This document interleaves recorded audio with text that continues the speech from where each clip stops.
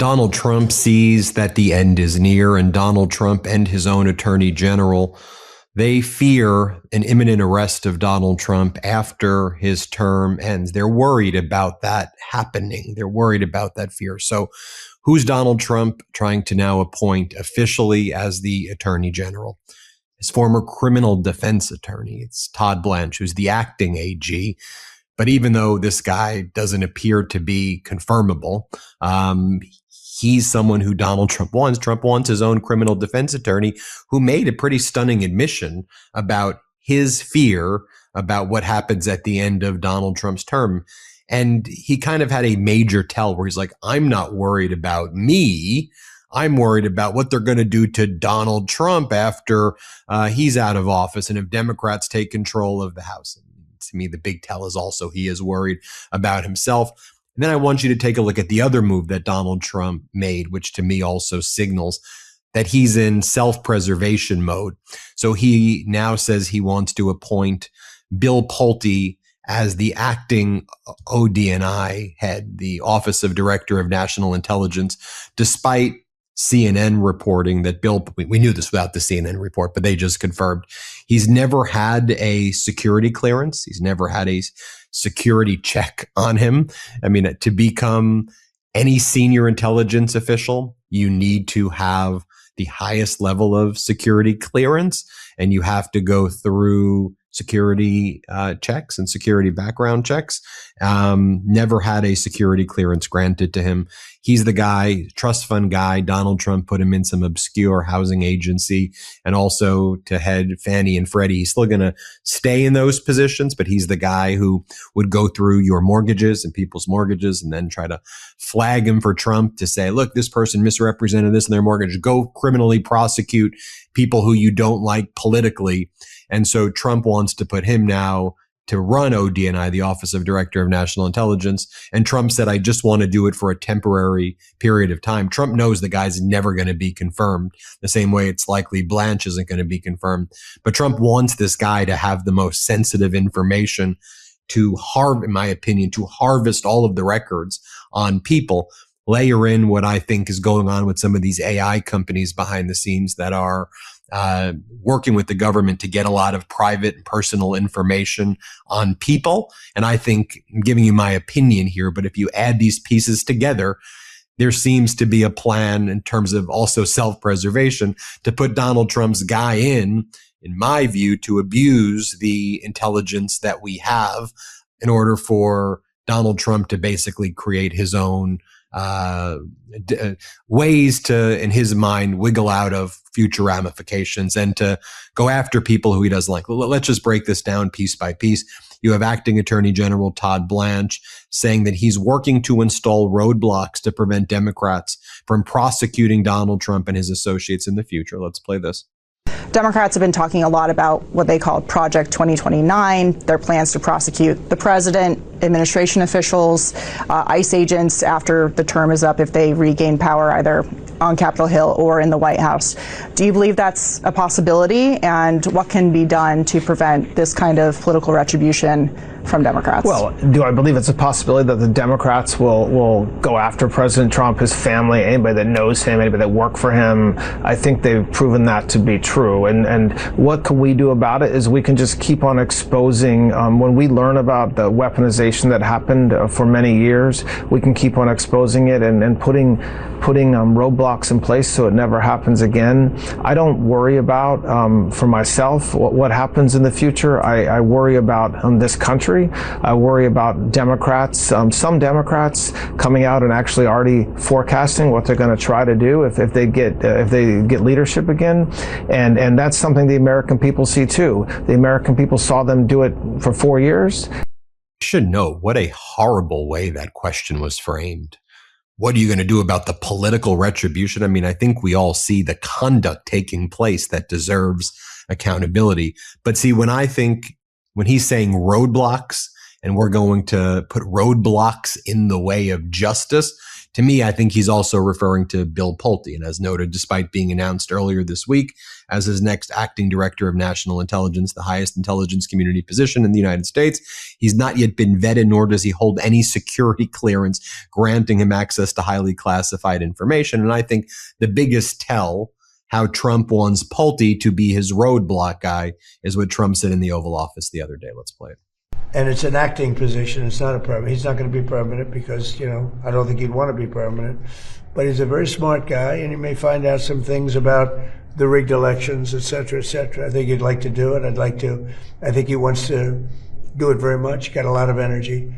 But he'll be very good. Again, it's not a permanent position. Right. We're interviewing people right now, but it's somebody just to take it over for a little while. Does he have the necessary, in your view, Mr. President, the necessary national security experience to take on that position? Well, I do, and I think he does, actually, because he's smart. Because a lot of national security, I wasn't greatly experienced in national security, and I think I've done a really great job with it. A lot of people would say that I've ended 8 wars and soon to be a 9th. I hope that works out, too, Want to bring in Harry Litman from the Talking Feds YouTube channel, Talking Feds Substack, and Talking Feds podcast. Harry, I mean, having your personal criminal defense lawyer who represented you in a case where you were convicted of dozens of felonies become the attorney general who talks about putting roadblocks in place of future prosecutions, then appointing your friend who's another trust fund kid with no experience in the intelligence community to run the intelligence community.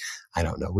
I think it's obvious what's going on here. What do you make of it all? Let me start with Pulte. Remember, I'm sure you do, Ben, and probably most of the Meidas Mighty, but he's the guy who was installed as the head of the Federal Housing Finance Administration. And what was his job? His job description really was getting that information, those forms, and trying to use it to make complete bogus, phony baloney criminal charge referrals. So then DOJ could say, well, we have this referral against Adam Schiff and 2 other supposed antagonists of Trump. That's who this guy is. By the way, of course, you need a security clearance to be any level of intelligence. You need a security clearance for almost any job in government, unless for some reason the president herself or himself waives it. So it's a stunner that this guy has no security clearance already. Sometimes he was overseeing some pretty important information with no security clearance, and we saw exactly what he did with it. It's very consistent with your hypothesis, right? We want him to just for a little while, and national security information. Once you have it, if you're not, if you don't have integrity, then the barn door is open. And how about that kind of aside, to try to see if the election was rigged? Yeah, it seems to me that, why this guy in this position?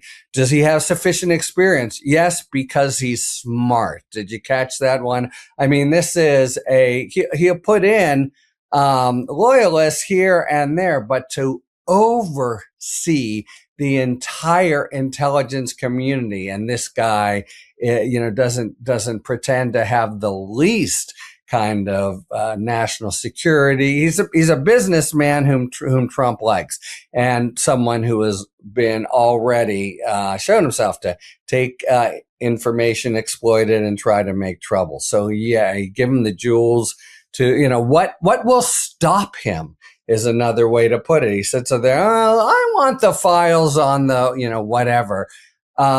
What are you going to do? So I can't see anything good coming out of it. I can see all kinds of bad coming out of it. There'll be no kind of protections of, well, you can't use these things after you leave government. We saw, Trump's viewpoint there in the Mar-a-Lago case.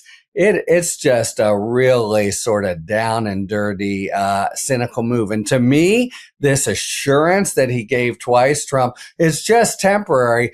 Is just more unsettling. It's as much as saying we don't, he's got no business being there, but let him just ruffle around in the the crown jewels of the nation's national security, which, among other things, if you're getting very cynical, I have no idea, but there you can certainly make money with them. There's all that information is so valuable, so critical to our national security, so dangerous in the wrong hands, and Trump cares not a farthing about any of that. Back to Todd Blanche, who it seemed to me was looking really kind of harried and especially sort of narrow-eyed and stuff in that particular interview. He's the guy who said, I love you, Mr. President. It was the person in his office who was the brainchild for this whole settlement of the Trump lawsuit, which just very quickly, if it was a non-lawsuit because it was collusive, and that's still before Judge Williams. It also was time barred. It also was against someone who was not an IRS employee, just a contractor. The IRS had used that very fact to win these cases. That's why they came into DOJ and said, you defend the cases against Donald Trump, and DOJ just ignored it. And a quick thing about they're now making it permanent, supposedly.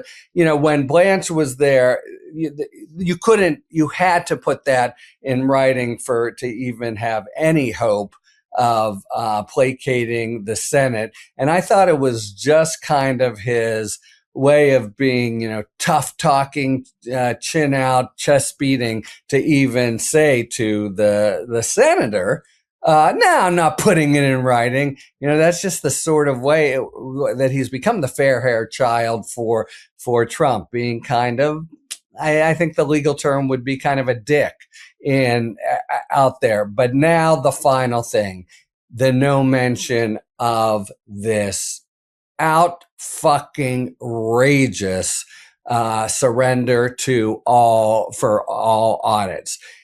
Very hard to compute, but a conservative computation by New York Times has that at worth about $100 million to Trump personally. Who pays that money, of course, that Blanche so gregariously gives to Trump? The taxpayers.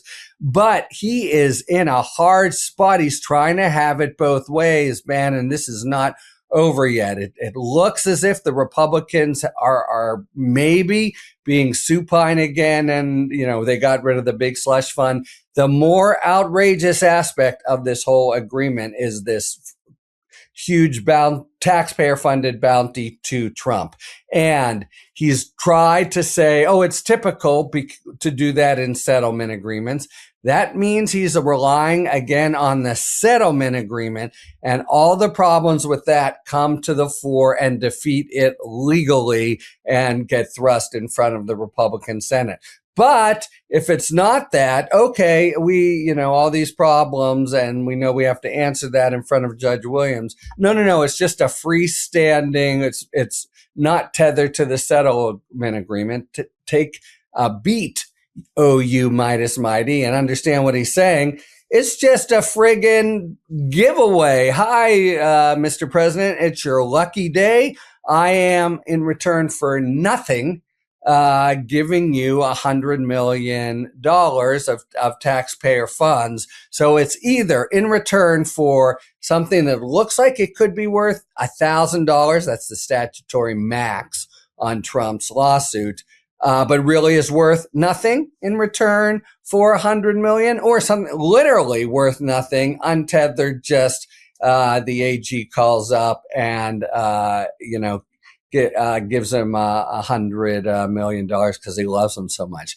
Either way doesn't make it. And they've been trying to sort of do a two-step dance. That's what he did before the Senate. He both tried to say it's to the settlement agreement, but it isn't.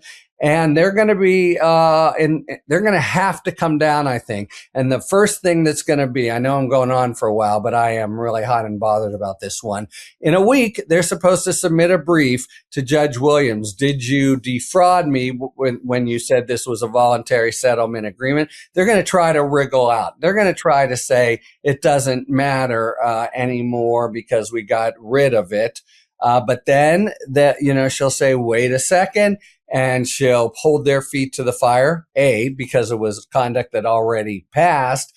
It's still there for her to worry about the fraud. But also B, what is the status of this get out of audit free card? And they've got to answer that. And if they, either way, I think it really exposes it for the just flat out 9-figure giveaway to the president for nothing, basically, that it is. Everybody, make sure you subscribe to Harry Litman's YouTube channel. It's called Talking Feds. So search right now, Talking Feds. Make sure you subscribe. And when you watch a Harry video, tell him Ben sent you. Thanks for watching. Thanks, Harry. Thanks, Ben. And hit subscribe on our channel as well. Want to stay plugged in? Become a subscriber to our Substack at MeidasPlus.com. You'll get daily recaps from Ron Filipkowski, ad-free episodes of our podcast, and more exclusive content only available at MeidasPlus.com.